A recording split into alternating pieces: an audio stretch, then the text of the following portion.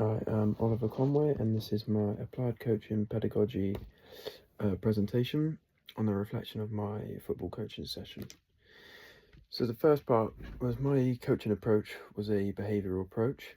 Within this coaching style, I opted for a behavioural style approach. Collard, Singh, and Verhagen 2010 state that this style focuses on changing the participants' behaviour and habits to improve their ability within sport. Within this session, I employed a structured coach-led processive with reinforced feedback, both positive and negative.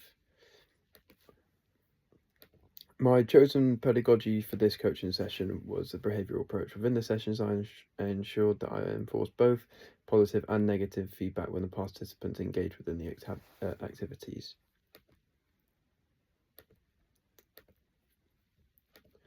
So the reasons for my approach. A positive behavioural approach is most suitable for a football coaching session. It has been known to focus on shaping desired action through reinforcement. Fundamental skills and quick decisions and consistency are crucial. This is stated by Roberts and Potrak 2014. This pedagogy can also be effective for skill acquisition.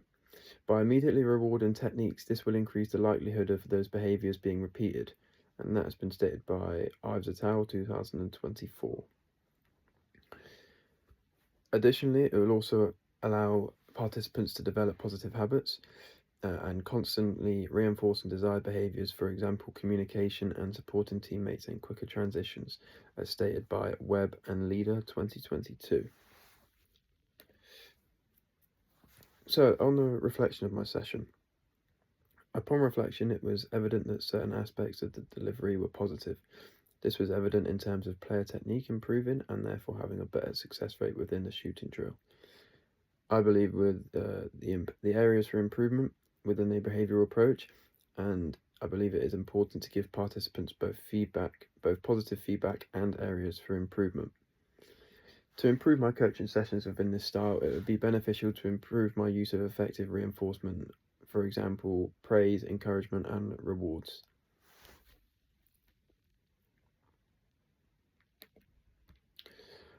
And some additional areas for improvement. I think the pedagogy allowed me to create clear and concise expectations with the participants. The players understood what was expected of them, and the use of pedagogy enabled this. This clarity then also allowed for behaviour change. An additional area that this pedagogy improved was an increase within participant motivation and enabled players to engage in desired behaviours to receive praise and rewards, especially within skill acquisition.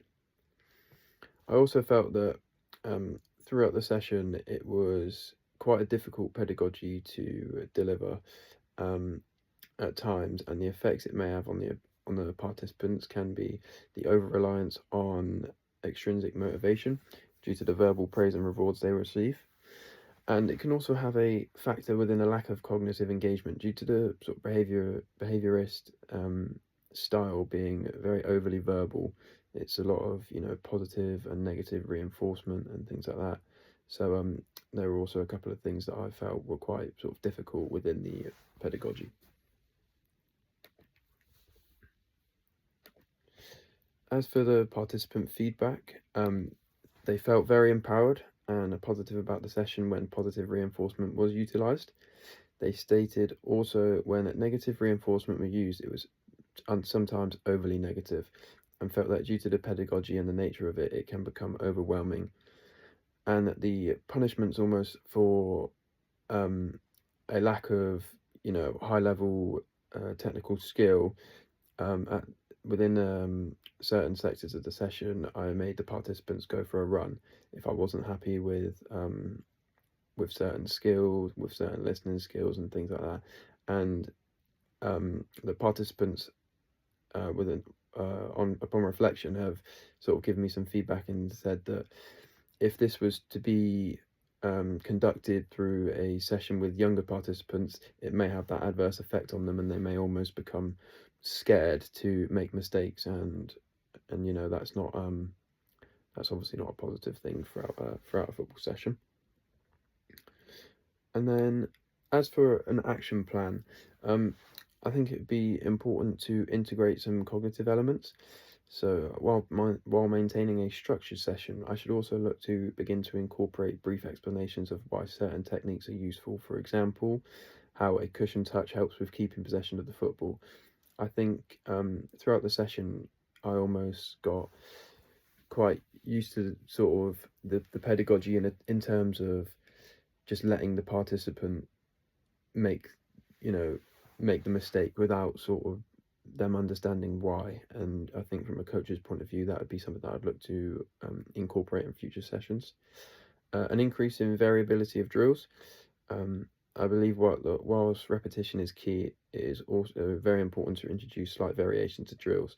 This will maintain engagement and promote adaptability within bigger coaching sessions and matches for the participants. And finally, some individualized feedback strategies.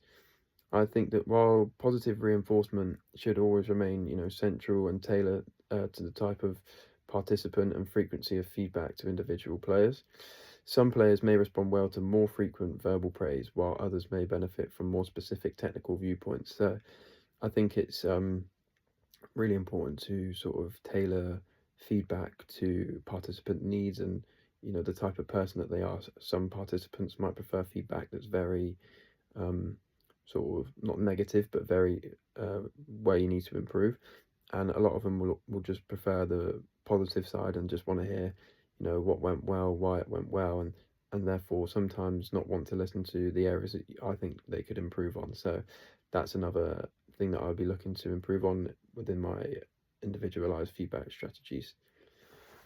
Thank you very much for listening. That was my presentation.